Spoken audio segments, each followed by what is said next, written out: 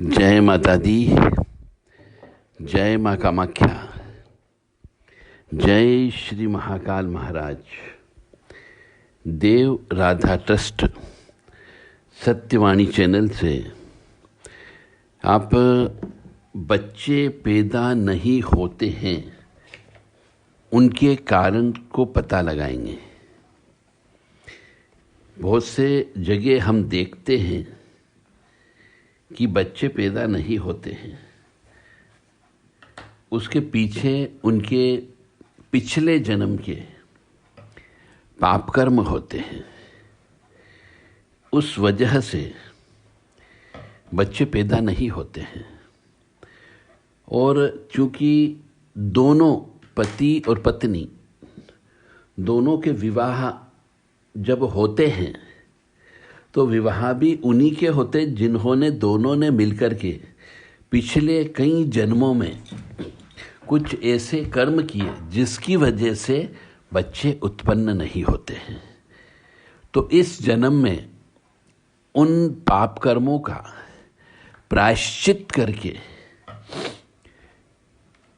बच्चे पैदा किए जा सकते हैं।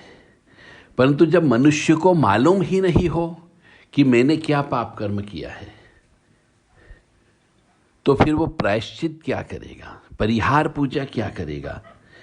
इसलिए आज हम आपको ये बताने जा रहे हैं कि जिनके यहाँ पर बच्चे पैदा नहीं होते हैं, चाहे लड़का हो या लड़की हो, उनके यहाँ पे कौन कौन से श्राप होते हैं। पिछले जन्म के पाप कर्म यानी इनके खुद के द्वारा किए गए हो या किसी बड़े बुजुर्ग पितृ के द्वारा किए गए हो। यानी पितृ अभी बन गए हैं परंतु उस समय पे उनने भी मनुष्य योनि में जन्म लिया और उसके बाद में उनके द्वारा कुछ ऐसे अक्षम्य अपराध कर दिए गए जिनकी वजह से उनका खामियां जाना यह तो सबसे बड़े लड़के को भुगतना पड़ता है। ना पीढ़ी दर पीढ़ी यह श्राप चलता है कि दो भाई होते हैं तो एक के यहाँ बच्चे पैदा होते हैं, एक के यहाँ बच्चे पैदा नहीं होते हैं। बड़े भाई के यहाँ बच्चे पैदा होते हैं तो छोटे भाई के यहाँ नहीं होते हैं, या फिर बड़े भाई के यहाँ बच्चे पैदा ही नहीं होते हैं। कई पीढ़ी दर पीढ़ी चला आता है और छोटे भाई के यहाँ बच्चे पैदा होते हैं। यानी दो में से किसी एक के यहाँ पर ही बच्चे की बेल चलती, वंश बेल चलती है। तो ये एक तरीके का पिछले जन्म का श्राप होता है। अब इसमें जो श्राप हम आपको बताने जा रहे हैं वह माता का श्राप हो सकता है। माता का श्राप का मतलब पिछले जन्म की जो भी जन्मदायिनी माँ होती है उसके खिलाफ कोई ऐसे पाप कर्म किए गए, उसको गाली से दी गई, उसको मारा पीटा गया, उसको घर से बाहर निकाला गया, उसको भूखा रखा गया, उसकी सेवा नहीं की गई, तो उसकी हाय बद्दुआ के फलस्वरूप बच्चे पैदा नहीं होते हैं। दूसरा, कभी कभी ऐसा होता है कि बच्चे पैदा तो हो जाते हैं, बड़े भी हो जाते हैं, विवाह भी हो जाता है, परंतु जब मनुष्य वृद्धावस्था में पहुंच जाता है उस समय उसके जवान लड़के की मृत्यु हो जाती है और उस जवान लड़के की अर्थी को कंधा देना पड़ता है और वंश का नाश हो जाता है। यह भी किसी साधु संत त्यागी तपस्वी को सताने की वजह से ऐसा होता है। यानी मनुष्य को भी वैराग्य की ओर जाना पड़ता है जब वो अपनी आंखों से देखता है कि इस दुनिया में अब कुछ भी नहीं है, मेरे वंश का नाश हो गया, एक ही लड़का था उसकी भी मृत्यु हो गई मेरे सामने। मतलब एक पिता को अपने पुत्र की अर्थी को कंधा देना एक पहाड़ जैसा काम होता है। तो ऐसा मनुष्य ये करने के बाद में संसार से विरक्त हो जाता है और वैराग्य की ओर चला जाता है। इसी कड़ी में और भी ऐसे कई अनेक पाप कर्म होते हैं। कालसर्प दोष होता है, कई सांपों की हत्या की गई होती है, तो पदम नामक कालसर्प दोष होने की वजह से पुत्र संतान उत्पन्न नहीं होती है। तो इन सब चीजों का प्रायश्चित कर्म होता है, और वह प्रायश्चित कर्म देव राधा ट्रस्ट सत्यवाणी चैनल से संपर्क करके आप प्रायश्चित कर्म करवा सकते हैं।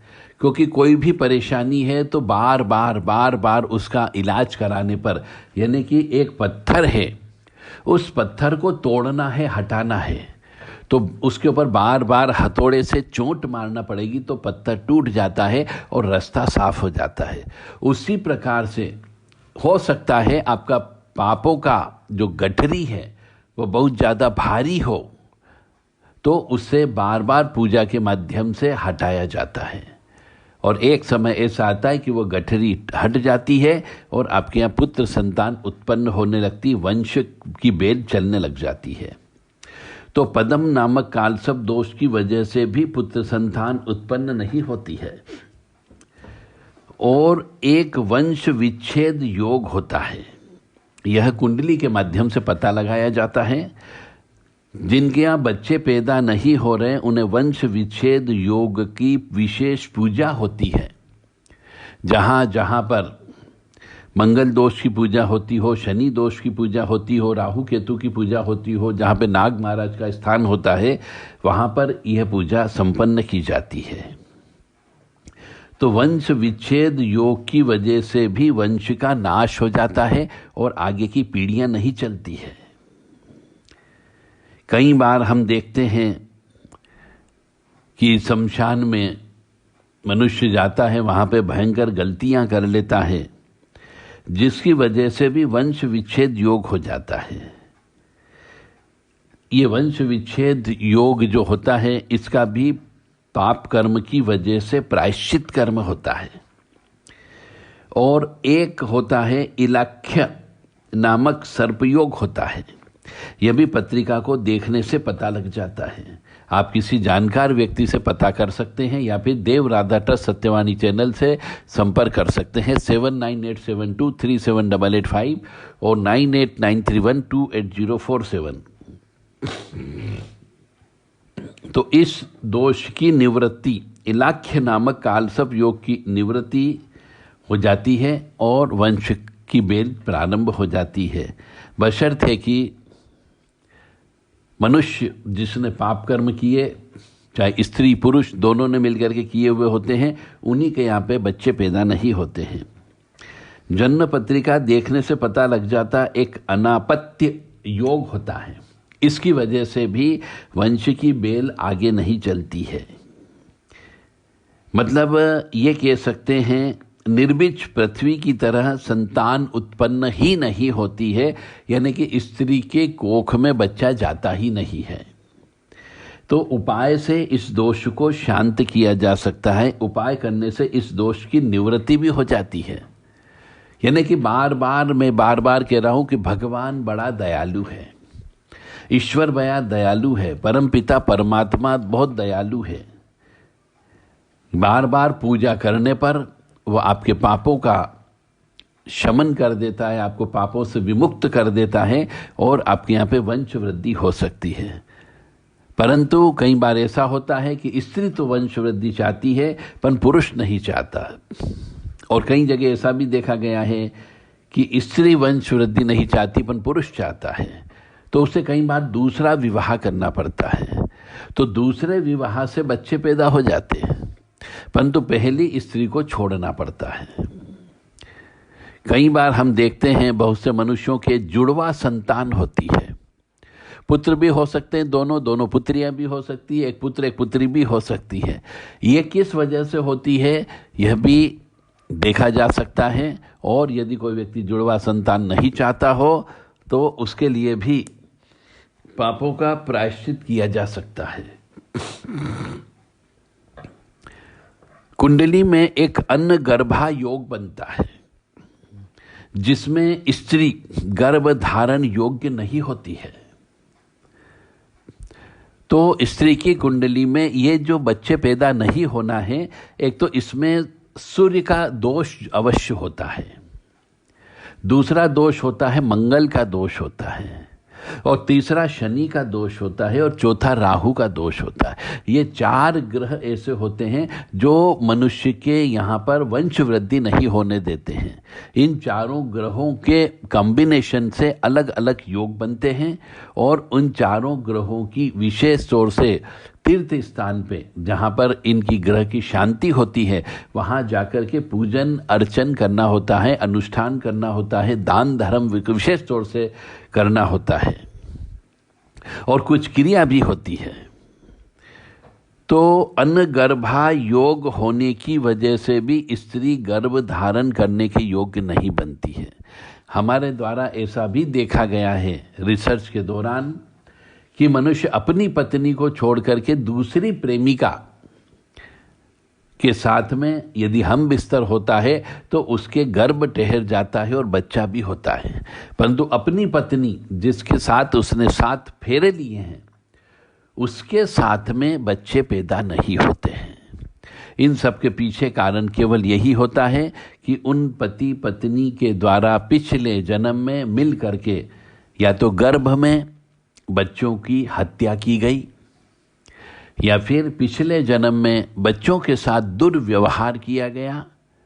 हो सकता है कोई सौतेला बच्चा हो, उस बच्चे को भूखा भी मारा गया हो और उसके साथ में अत्याचार किया गया हो सकता है मछलियों के अंडों को फोड़ा गया हो या फिर जो पक्षी होते हैं इन पक्षियों के अंडों को फोड़ा गया हो बिना वजह और इन पक्षियों के अंडों को बच्चे पैदा होने पर उन बच्चों को भी मार दिया गया हो। किसी मनुष्य के इतना अत्याचार किया हो कि उसके घर बर्बाद हो गया हो, उसको घर से बेघर कर दिया गया हो, उसको बच्चे पत्नी और पति तीनों को अलग अलग कर दिया गया हो, ऐसी परिस्थिति उत्पन्न कर दी गई हो, मतलब इतना अत्याचार किया हो, इनकी वजह से वंश वृद्धि नहीं होती है। तो ये जो मैंने योग बताए हैं इन सब योगों का प्रायश्चित कर्म होता है। आपने जैसे पाप कर्म किए हैं उन पाप कर्मों के प्रायश्चित स्वरूप वैसे ही कर्म यहाँ पर आपको प्रायश्चित स्वरूप करना होते हैं। यानी जैसे किसी का घर उजाड़ा हो तो आपको किसी को घर बना करके देना पड़ता है। यदि किसी के बच्चे की आपने हाय बद्दुआ ली है तो किसी कन्या का कन्यादान करना होता है। अब पैसा तो खर्च करना पड़ेगा। आजकल के ज़माने में अधिकतर मनुष्य यही कहता है कि साहब हमारे पास पैसा नहीं है, हमारी रोजी रोटी नहीं चल रही है, हम कहाँ से पैसा लाएं। तो फिर ये आपके पाप कर्मों का फल है कि भगवान ने आपको दरिद्री भी बना के रखा हुआ है, भगवान ने आपको अलक्ष्मी योग भी बना के रखा हुआ है और इसी वजह से वंश वृद्धि नहीं होती है। तो कहीं न कहीं पे बच्चों की हत्या करना, पशु पक्षी इनके घोंसलों को तोड़ना, इनके बच्चों के साथ अत्याचार करना, सांपों की हत्या करना, मुक निरीह प्राणी जितने भी होते हैं उनकी सहायता करने के बजाय उनको तड़पाना, इन सब की वजह से और पितृशाप की वजह से, कुल देवी देवता की पूजा नहीं करने की वजह से कुल दोष भी लगता है। पितरों की प्रसन्नता न हो तो पितृ दोष की वजह से भी वंश विच्छेद योग हो जाता है, इलाख्या नामक कालसर्प योग लग जाता है। तो जो मैंने योग बताए हैं आपको, इन सब की वजह से वंश का नाश हो जाता है। तो पापों का बार बार प्रायश्चित किया जाए, बार बार माफ़ी मांगी जाए, बारंबार परिहार कर्म किया जाए तो बच्चे पैदा हो सकते हैं। देरी से हो सकते हैं, बुढ़ापे में बच्चे पैदा हो सकते हैं, परंतु होंगे अवश्य, बशर्ते कि आप विश्वास रखें। और यदि कोई इनमें से पूजा कराना चाहते हो, आपके यहाँ बच्चे पैदा नहीं हो रहे हो, तो आप देव राधा ट्रस्ट सत्यवाणी चैनल पर संपर्क कर सकते हैं कि कालसर्प दोष की शांति कराना हो, वंश विच्छेद योग की शांति कराना हो, इलाख्या नामक कालसर्प दोष की शांति कराना हो, दोष से निवृत्ति कराना हो, या फिर अनापत्ति योग की शांति करवाना हो, अनगर्भा योग की शांति करवाना हो, तो आप देव राधा ट्रस्ट सत्यवाणी चैनल से संपर्क कर सकते हैं। फ़ोन नंबर से आपके 9893128047 और 7649862712 नंबर है, व्हाट्सएप नंबर। इन पर कृपया फ़ोन नहीं लगाएं। अपना पूरा नाम, पता, परिचय देते हुए इस संबंध में लिखित में आप व्हाट्सएप के माध्यम से भेजें। जय माता दी, जय माँ कामाख्या, जय श्री महाकाल महाराज। जिन मनुष्यों के यहाँ पे कन्या ही कन्या होती है, उनके यहाँ पर भी इस अलग प्रकार के दोष होते हैं। ऐसा कहा जाता है कि 3 कन्या के बाद चौथा लड़का होता है, उसे त्रिखल दोष कहते हैं। और कई बार 7 कन्या के बाद में 8वां लड़का होता है। तो ऐसी परिस्थिति में आज के कलयुग में, महंगाई के ज़माने में 7 कन्या तो कोई उत्पन्न नहीं करता है, और 3 कन्या भी बहुत कम मनुष्य उत्पन्न करते हैं। तो इन दोषों की वजह से यदि आप इन दोषों का प्रायश्चित कर्म करवा लें और इससे संबंधित कुछ विशेष पूजा होती है वह पूजा करवा लें, तो आपके यहाँ पे बच्चे पैदा हो सकते हैं। जय माता दी, जय माँ कामाख्या, जय श्री महाकाल महाराज।